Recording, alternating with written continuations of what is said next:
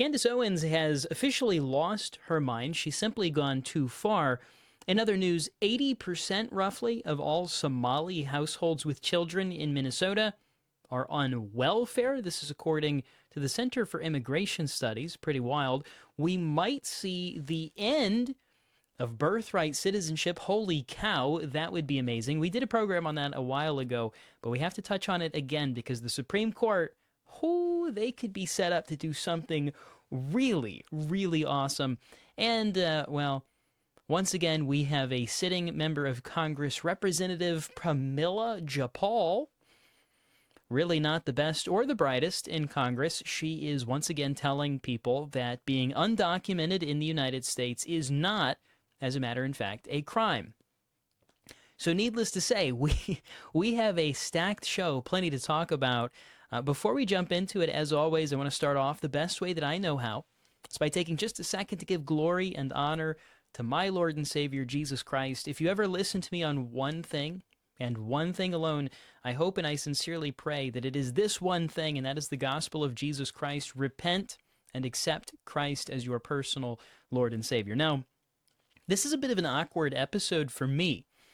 If you've been a follower for a long time, you know one of the kind of unspoken rules I have around here is I'm not a drama guy.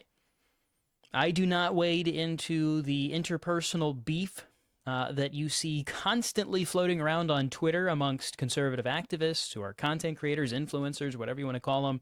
I stay away from that. I'm a pretty mission-focused guy. I try not to divert attention. I try not to get into the stupid, petty cat fights and things like that.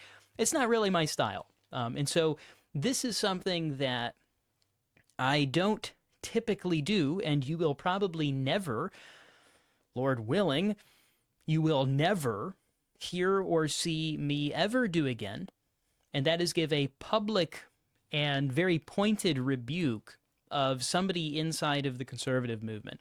I'm not the police. That's not what I do. But this time, Candace really has gone too far. I'm recording this on Wednesday, December 10th, which just so happens to be exactly 3 months to the day that Charlie Kirk was brutally assassinated in front of the entire world. And Candace Owens is now attacking his grieving widow. In the very beginning, she specifically said that there were two people who could get her to stop her crusade that she is on. One was her husband, and the other was Erica Kirk. Well, now, Charlie's pastor asked her to stop, but she didn't care. That's when she said, I'll only stop if Erica says so, or my husband. Now, Erica today went on Fox News and issued a scathing and well-deserved rebuke of Candace Owens, and Candace Owens responded by saying she was happy because she had a good show coming up today. And then she proceeded to go and again attack Erica Kirk. Now, leading up to this, she has referenced one of the more disgusting things. Maybe this only seems like a big deal to me. She recently was talking about how Charlie Kirk, she shared a story because she just thought it was so wonderful, about how when her and Charlie were friends, there was a time where he was just in love with this girl. She wasn't talking about Erica. She wasn't saying he was in love with Erica. She talk about disrespectful to the widow of Charlie, to talk about, after he's dead, to talk about how he was so in love with all of these other girls. I'm starting to think maybe Candace was in love with Charlie. I can't make sense of this. I don't know if she's gone into some sort of a schizophrenic episode. And really quick, before I lose too many of my Candace people, if it happens, it happens. I've never been one to not talk about something for fear of repercussions. If you decide you're going to unsubscribe from the podcast, unsubscribe from YouTube, whatever it might be, okay, that's up to you. Offense is taken, not given. But I am someone, just so you have some context, anybody who might be new around here, I don't consider myself to be a conspiracy theorist. I consider myself to be a student of history, and it just so happens that history is full of conspiracy. We've seen this many times from ancient Rome, Itois Brute. We've seen betrayal and backstabbing. We saw in the American Revolution, we saw, very historic examples like Benedict Arnold, and all throughout human history. It's natural to assume that there could be more than meets the eye. It's natural to assume that there could be a conspiracy. So in full transparency, on the very day that Charlie was shot, I was talking to my wife, as you can imagine, and I had said, I'm going to be very skeptical of the official narrative. And I am still, to this day, skeptical of the official narrative. Don't anybody take this episode of the show so as to be me saying that I am swallowing hook, line, and sinker the official narrative of the FBI. There are plenty of things that I question about the official narrative, and we should. And so that's one of the reasons that I held off for a long time on commenting about Candace. But her going after Erica, it's really just, it's gone too far. I encourage people to think critically on both sides of the spectrum. Don't just swallow whatever the government tells you is the case, because more often than not, that is not true. But you also have to turn on your freaking brain and use an ounce of critical thinking when Candace Owens starts talking. Just because she says, oh, and we have all the receipts, I have all of it, I got a text message from an anonymous source. Would you accept that crap from NPR, the Washington Post, the New York Times? You would never accept this garbage that's being touted as if it was journalism. A random crackhead sending you a text message and saying, well, actually, I think that it was... You can't, nothing that Candace has brought forward, not a single thing that she has brought forward, with the exception perhaps of the text message of Charlie saying he was abandoning the Israel cause, which was very interesting. She had my attention there. Nothing outside of that I have seen would stand in a court of law. Not even for a second. You're talking about definitional hearsay. You're talking about what appears to be a deranged, crazy woman. And I tried to give her a lot of slack here because I thought people grieve differently. Charlie was her friend. I can't imagine. Like, I wasn't close to Charlie like that. I wish I was, but I wasn't close to Charlie like that.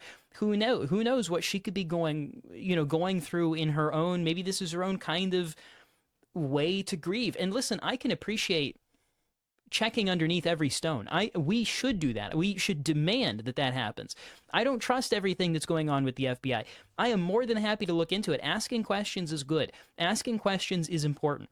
Slandering people without evidence like a delusional schizophrenic person and then claiming that you're just asking questions, that's not okay. That's not going after the grieving widow of a man who was just murdered in front of the entire world 3 months ago to this day as I record it.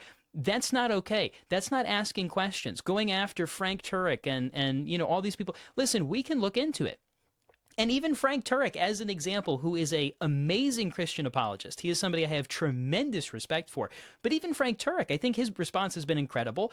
He said, listen, ask the questions. If you want to look into Frank, that you do an investigation, you make it thorough, you look into literally everybody. Nobody should take offense if they're being looked into, at least to a certain degree. I mean, you have to be reasonable about these things as well. But you can look at, okay, Frank Turek, no motivation, no incentive he was a genuine friend of Charlie. He was distraught, absolutely that destroyed. I've been following Frank Turek since before I was following politics. He's an amazing guy. I've never seen him so distraught. He's not some Hollywood actor or something like that. But now let's just look at some of the stuff that Candace has talked about. So first, she was saying maybe it was Israel. And if she would have stuck to that, maybe she would have had some level of a case that could be interesting to look into, because she was right about the text messages. And I gave her I said, okay, hang on. I thought she was crazy. She produced the text messages. I thought, okay, maybe she's not as crazy as I thought. And then the very next day, she says, Charlie came to me in a dream. Okay, well, I can't really do anything off of that. I'm sorry to tell you, to the Candace fans out there, you can't have that admitted in court. Charlie came to me in a dream. And I don't want to straw man her and say, like, oh, that's the only thing that she's ever... Everything else that I see, she talks this huge game. Oh, it's the United States government. It's the United States military. It's the French. It's this. And I have all the receipts. I have all of the proof. Am I the only one that's not seeing it? Am I just missing something? Is it not going viral for some weird reason? Is it paywall? Like, why am I not seeing all of this damning evidence that Candace Owens swears that she's going to bring forward? She was attacking my friend Cam Higbee, an actual personal friend of mine. And I'm thinking, why is she going after Frank Turek, Cam Higbee, Erica Kirk? You have all these people. There's people that, hey, I've never met them. I don't trust them. That's not a pro or a con. Like, I don't know some of the people at Turning Point. I don't think that they'd be involved, but it's there's a lot of money exchanging hands. Look into it. That is fair game, and we should be doing that. But if we look at the trail that Candace has taken us on, it is freaking insane. It is just downright freaking insane. We started off with, like, maybe it was Israel. Okay. And then somehow Egypt comes into play. And then she's telling us that it wasn't maybe the shooter, and then she's spreading all of these lies about the official narrative. She was one of the people who had tons of folks confused. She was saying in the very beginning that He like changed, and then he took the gun apart, and then he reassembled the gun, and then he put it in the woods, and it was like as if he took the shot, disassembled the gun, jumped off the roof, went into the woods, reassembled the gun, left it in the woods, and then kept that was never. She was always straw manning the official narrative. Not to say, again, I'm not just blindly swallowing what the narrative is, but she was totally straw manning it. Very bad faith. And from the very beginning, she has continually done this, and she shrouds it all. And she says, I'm just asking questions. No, you're not.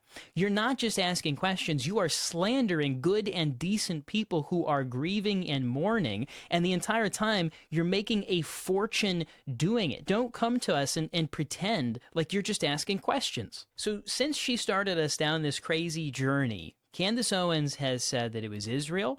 She has said that it was all of Charlie Kirk's very best friends, Mikey McCoy, Frank Turek, his own security team. Now she's certainly alluding to the idea that Erica Kirk was in on the murder of her own husband, the father of her children. So we have all of these people. Then she started slandering anybody that was there that day wearing maroon, because yeah, that makes let's turn on our brains for 10 seconds. Again, you have to think critically about both sides. Think critically when the FBI speaks.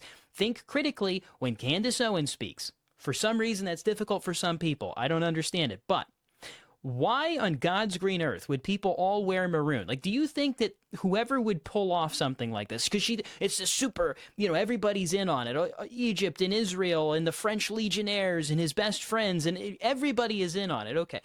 Do you think for 1 second that these people would leave you a perfect little trail of breadcrumbs? Like, oh, we're going to do this, and then we're going to do that, and we're going to make sure that Candace Owens can figure it out. The FBI can't figure it out. Local law enforcement can't figure it out. Nobody else can figure it out. It's only Candace Owens with her big brain and maybe the schizophrenic voice that's speaking to her who says, let's color code. Let's color code our... Okay, guys, it's shirts versus skins, except for whatever reason, we're all going to wear maroon, because that makes a ton of sense. Nothing draws attention to... Who were the suspects? So, you're investigating the case. Oh, well, it's convenient. They call it's like Home Alone 1, where they call the wet bandits. That's what they called themselves, because they left the sink on in every house they robbed or whatever. Candace Owens thinks that this is like the maroon bandit, the maroon killers. You can tell it's us because we wear maroon every time we kill somebody. They all color code. They had a uniform or something like that. Yeah, that makes sense.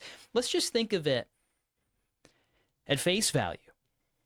If it was Mossad or the CIA or anyone in the intelligence community that would kill Charlie, they would have done it in secret and you would have never known. He would have had a heart attack in his bed and no one would have known who or what killed him. They can do that. It's terrifying, but yes, they can do that. They would not kill somebody in front of an audience of 1,000 people who are all recording with their cell phones in 4K video from 1,000 different angles, blanketing virtually everywhere. That is way too many loose ends. Any conspiracy that has to involve 50 people or something like that, like the whole conspiracy about the exit wound and the this and the bullet and the that, you would require his entire staff, his entire security team, the entire medical team that first saw him. So many, you're up to like dozens and dozens and dozens of people who already have to be in on a conspiracy. That does not work. There are real conspiracies out there. Oftentimes they kill everyone who is a loose end.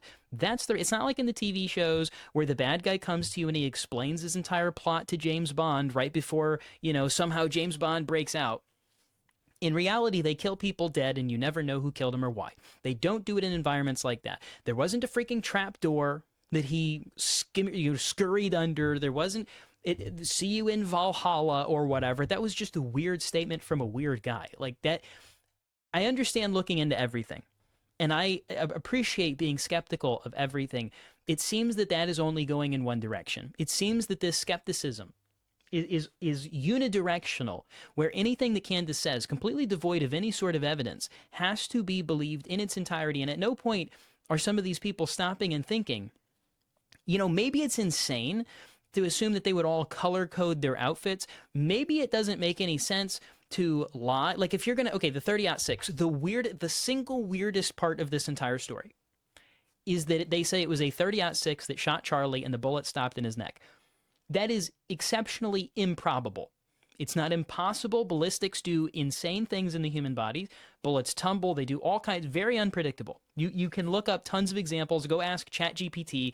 Find examples of people being shot with a 30-06 in the head or the neck, and there was no exit wound. It does happen. It is freakishly rare, but it does happen. Ballistics do weird things. The 30-06 is a very strange detail in this story, and personally, it is difficult for me to believe, though not impossible.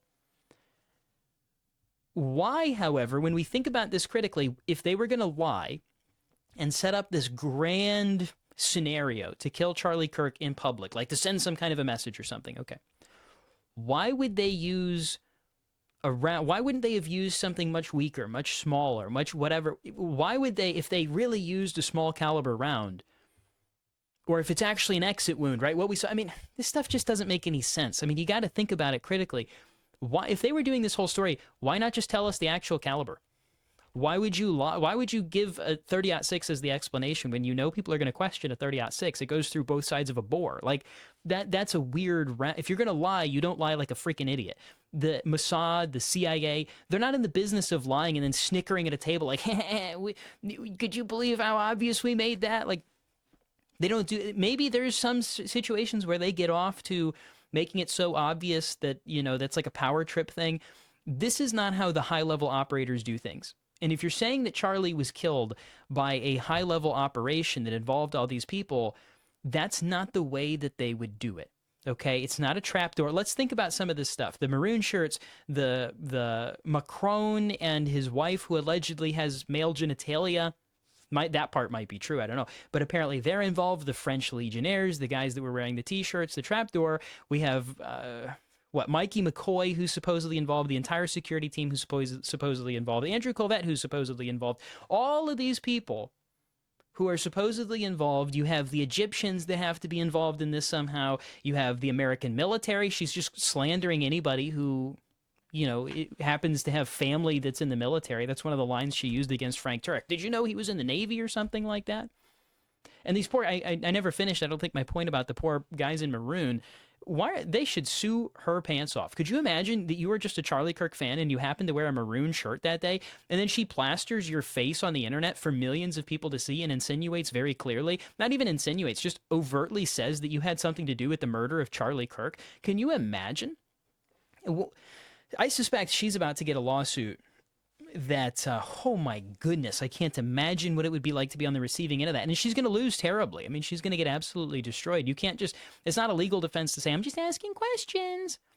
No, you're not. You're making statements of fact. You are attacking people. You are slandering people in a disgusting and an immoral way. Here's what I will say.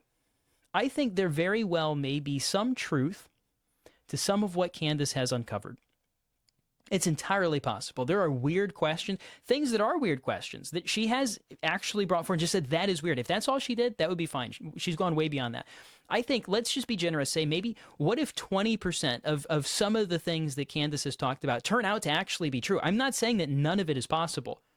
The remaining 80%, the way that she has handled the distribution of information is beyond reckless. It is disgusting. And it is evil. When you're getting 1.5, 1.6, 2.5 million views per video, she is literally destroying the GOP right now. She specifically said, I don't care about the GOP being united. I don't care about the midterms. Yeah, well, you should care about the midterms. Charlie cared about the GOP being united. Charlie cared about winning the midterms. Charlie wasn't an idiot that went and just burned everything down because he was getting vibes. Sorry, folks, vibes are not the same as evidence. You can't vibe your way through a court proceeding. You don't get to just say, well, Your Honor, I just kind of like, I don't know, like, I just feel like that's kind of weird, isn't it? Like, I just feel like that's a little bit strange. Yeah, no, I'm sorry, lady. That's not how this works. That's not the way any of this works. The way she is just so flippantly throwing this stuff out there, it is sick and it is wrong. All right, I'm going to move away now from talking about Candace. I think that I've said my piece on that. I know that I'm going to get heat from the Candace people, and so be it. I don't wade into drama. I don't wade into that kind of stuff. But it's gone too far. I feel so bad for Erica. She said stop. Candace is not stopping. That's all you need to know. That really is.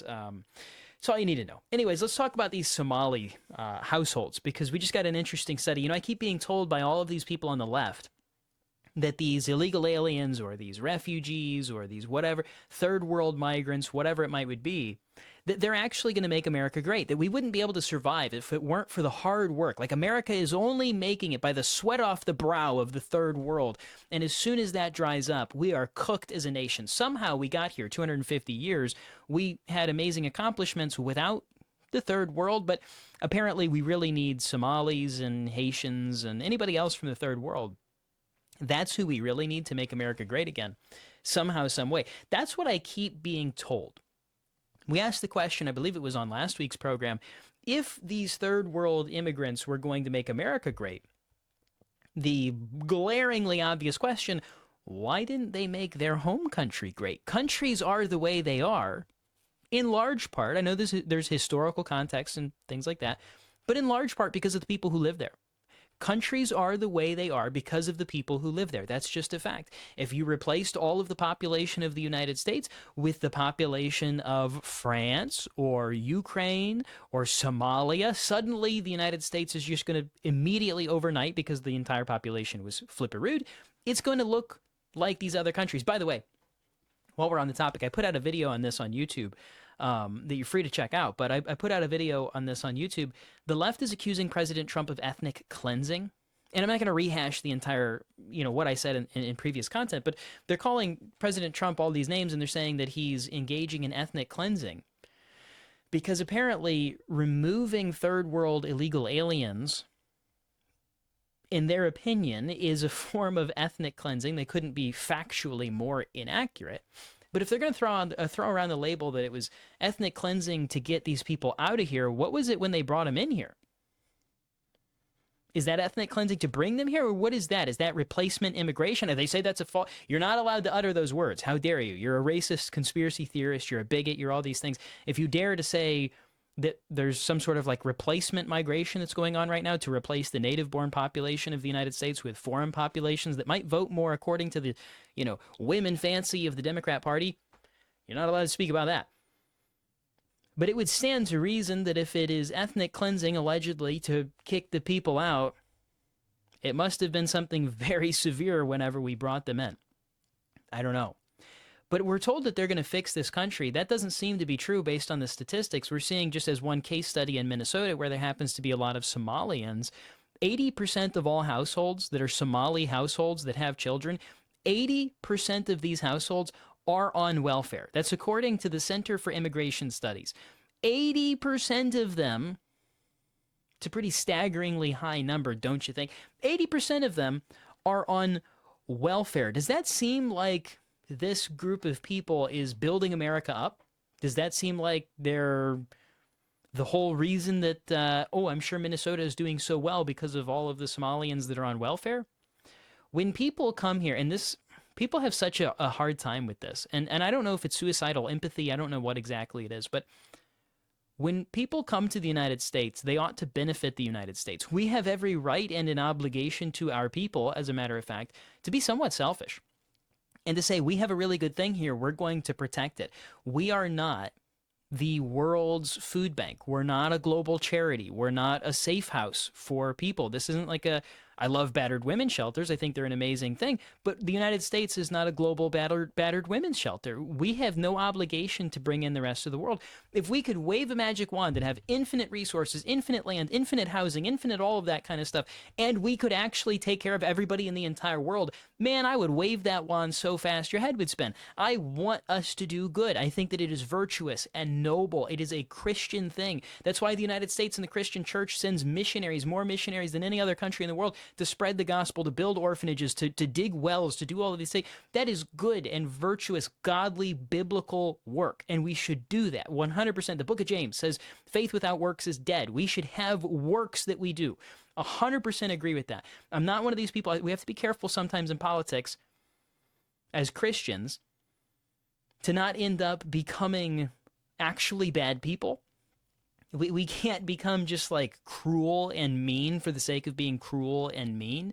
Like sometimes we have to be careful. I like a good ice edit as much as the next guy, but there is a line. There does exist a line. I'm not saying the administration has crossed it, but there does exist a line. Like I would not celebrate if I found out that the Trump administration was just like for no reason flogging random detainees. Like if they were just whoosh, whoosh, like I'm not going to be celebrating that. That would be cruel. That would be unchristian. That would be bad. So we should keep all of this in mind. But if the United States is to just bring in infinity people, it will kill all of us. Like it's biblical to love your family. It's biblical to love your neighbor. One of the ways that you love your neighbor is by not just immigrant bombing him and just flooding his community so that he loses his job, so that he can't safely drive to work, so that his daughter doesn't get brutally raped by a third world immigrant who says, I was just trying to learn the culture. I didn't know that here we can't brutally rape 10-year-olds or 13-year-olds or whatever it might would be.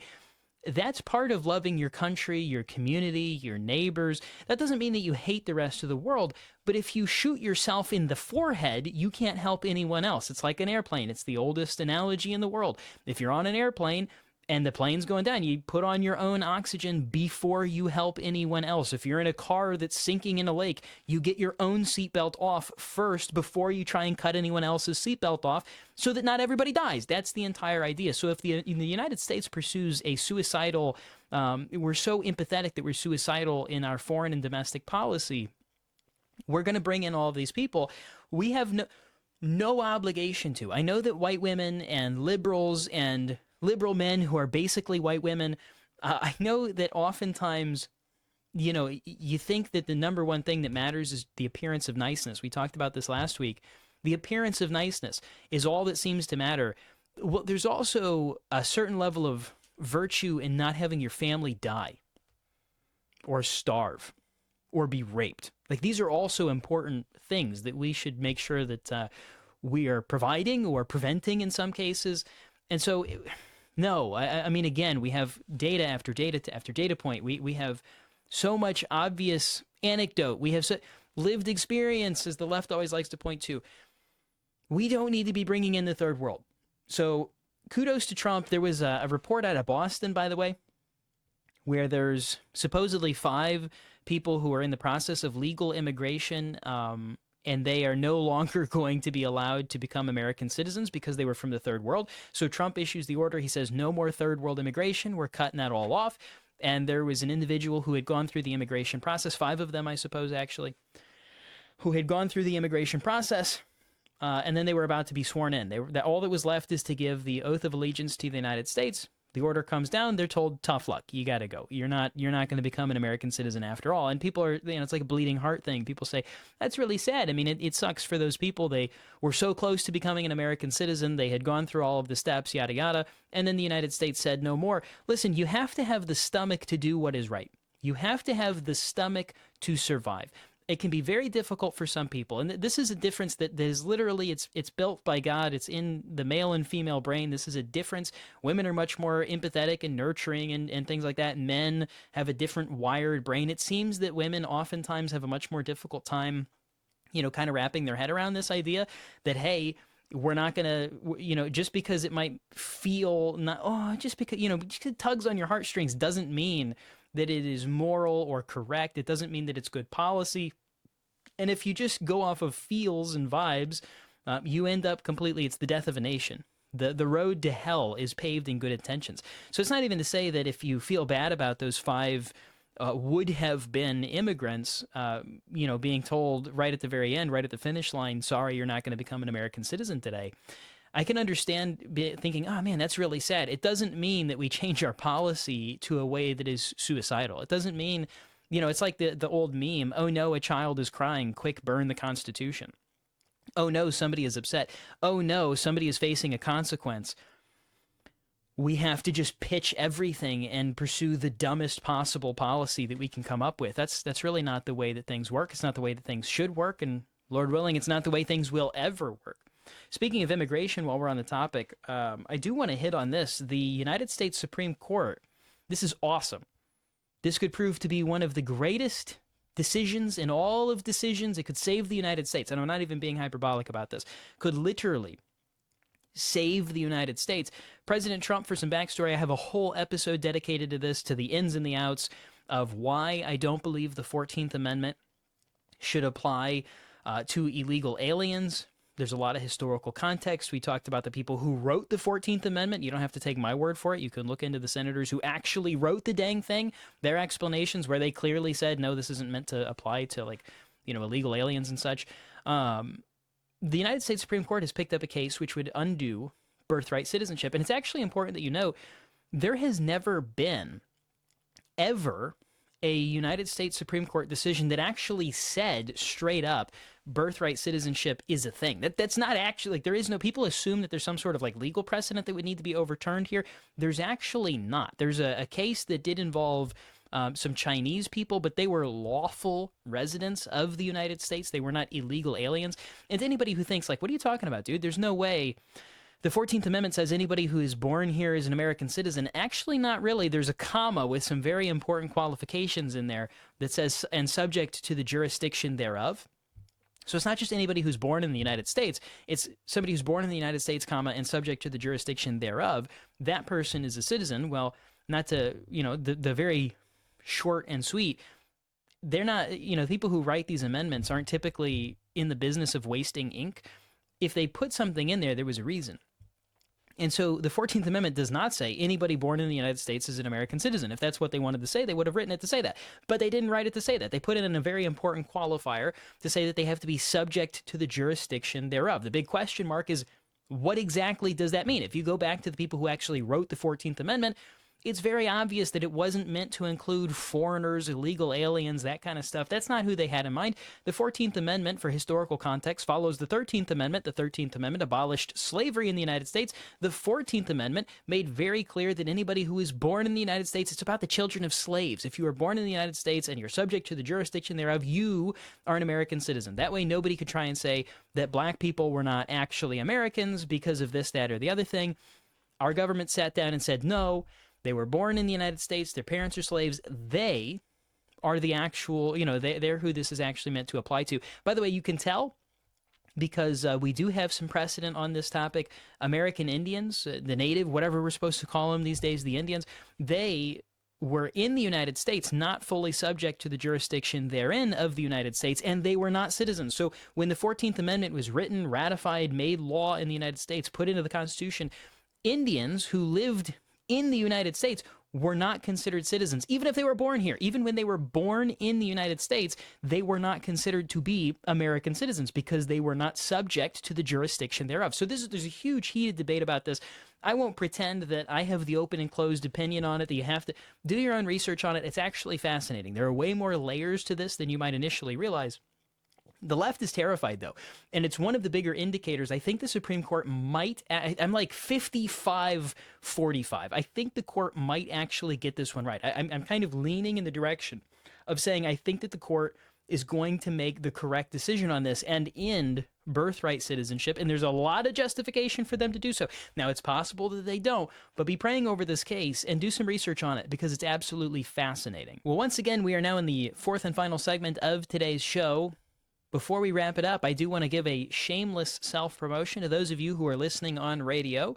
I love you. I appreciate you. Make sure that you check out some of the content on social media where there's so much more. I know I only get to touch you on radio once per week, but there's tons of stuff. I'm posting all the time now. I'm kind of getting back into it. We're doing some live streaming and some stuff like that. So check out the YouTube. To anybody who's watching, by the way, this podcast is available on YouTube, so you can get the full HD of, I'm flailing my hands around right now. The people who are watching on YouTube, they can tell. The rest of you, you cannot. But share the show. That's one of the best things that you can do. Share it on YouTube, Spotify, Apple Podcasts. Share it on the radio. Tell people they can listen to the Real Talk, radio network. Wherever it is that you are getting this show, definitely share it with people. Leave a review, like, comment, subscribe. All of the good stuff. You know what to do. But anyway, let's talk about Representative Pramila Jayapal, I don't know. One of these days, I've talked about her enough times, one of these days I'll figure out how you're actually supposed to pronounce her name. Today is not that day because it's kind of a staple around here. I don't learn how to pronounce these people's names. I don't like them. I'm not going to say their name right. That it is what it is.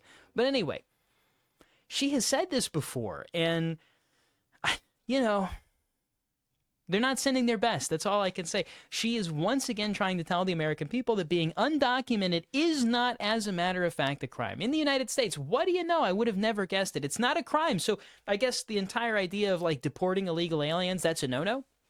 I mean, you can't deport somebody if they're not committing a crime. If they have done nothing wrong, what does that mean exactly, Jayapal? What in that case is your prescription? What do we do with the 20 or 30 or 40 or 50 million people who are not supposed to be in this country right now, who are sucking up our milk and honey, who are hitting people with 18-wheelers, who are killing? I've seen so many reports this week. It's actually quite sad. I actually do hate reading the reportings when I see a newlywed couple killed or another child killed, run over by a drunk illegal alien who had been arrested 6 times or whatever. This is happening every single day. They're killing people. They're beating women. They're raping people. They're abusing. Now the Somalians, billions of dollars in fraud and all of this kind of stuff. What are we supposed to do with them? Because this is the stance of the Democrat. Like, the Democrat Party is so unbelievably radical. They will pretend, some of them, not all. It's getting to be a smaller percentage, by the way, that will pretend that they disagree with people like Congresswoman Jayapal. But the truth of it is the radicals are the ones steering the ship. The insane people are running the asylum. The Democrat Party is not the party of the old white guy you see at a Cracker Barrel who's been a lifelong Democrat, but he's got an American flag in his front yard. That's not the Democrat Party. The Democrat Party of today is openly in favor of illegal aliens. Doesn't matter. They'll say, well, we might deport. Like, no, I don't think you will. I don't think you'll deport anybody. They're in favor of tearing down the wall. They're in favor of open borders. They're in favor of a pathway to citizenship. And if you're new to the game, you're not quite sure why they want to have a pathway to citizenship. It's very obvious. They want to bring these people in, make them citizens, and then ask for their vote.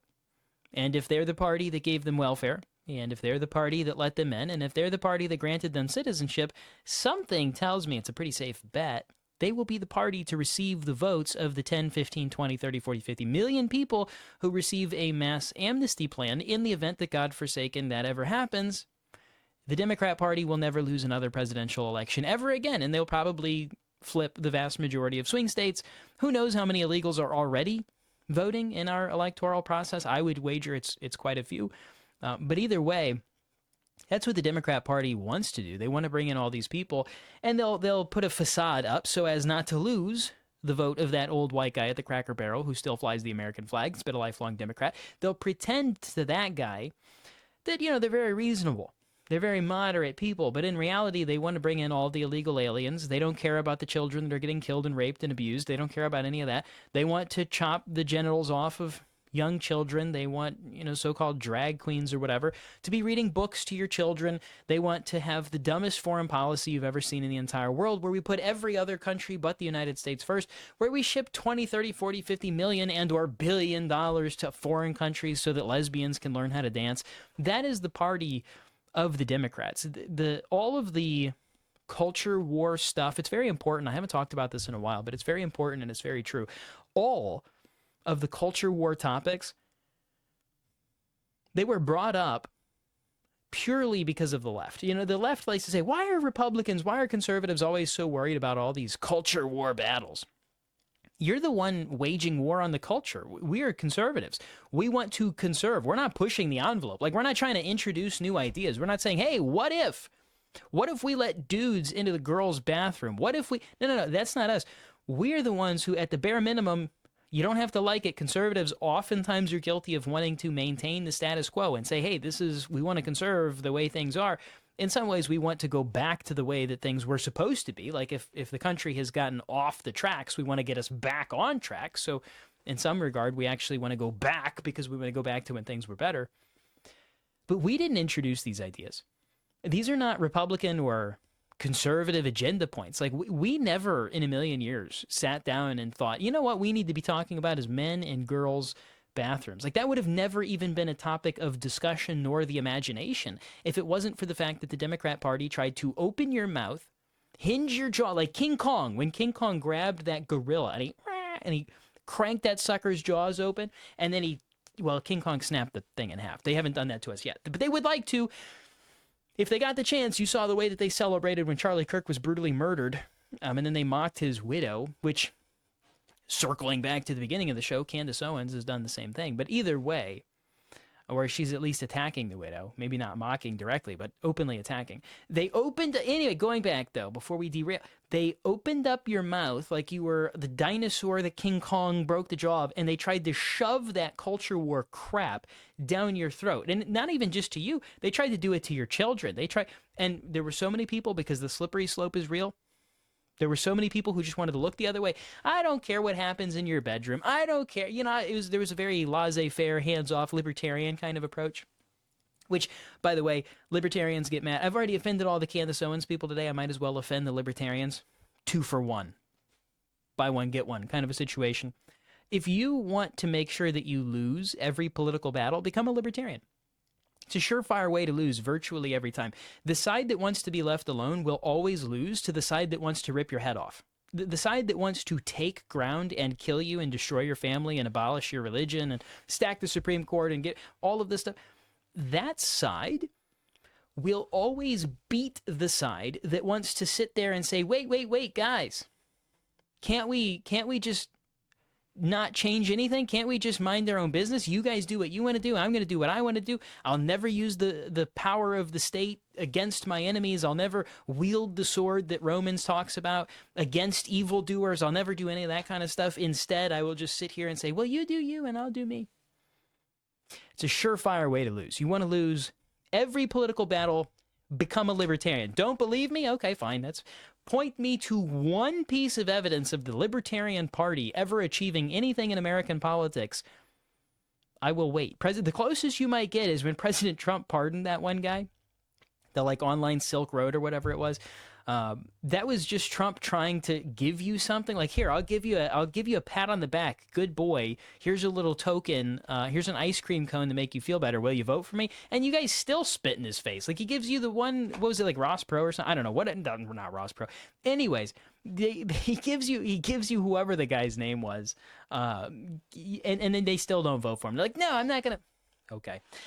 Libertarian philosophy is losing. It's not sufficient. The idea of, well, they're not harming me, so it's okay. There's more ways to harm somebody than one. It's not all physical. You don't have to get punched in the schnoz to be harmed by some of this degenerate, freakish insanity that the left has been promoting and that the libertarians have been accepting. So there's kind of like an unholy marriage between the radical left and the radical libertarians. There's like there's like a trans element within a lot of the modern day libertarian folks. It's a very strange, unholy matrimony that they have built up. But, what are we supposed to do when we have people who come here like, Jayapal, who then go and they say being undocumented is not a crime? What are we supposed to do with that kind of a thing? I mean, where does the country go when we have members of Congress and the entire, not even just them, again, I got to catch myself because it's not just Congresswoman Jayapal, it's the entire Democrat Party. This is what they believe. The radicals just say it out loud. Everybody else still believes it. They're all standing in lockstep with her. They still have her, she's still allowed to caucus with them. They still want her, and they still want Crockett, and they still want all of the AOCs and all of these people. Those are the people steering the ship. It's not that they're hanging on by a thread. They're steering the ship. That is the party of the Democrats. And, listen, unless you get involved, unless I get involved, unless everybody gets involved, there is no way to fix this country. It's going to take a lot of God. And on that note, that's all the time I have for you. Till next time, keep me in your prayers. Keep your country in your prayers. God bless.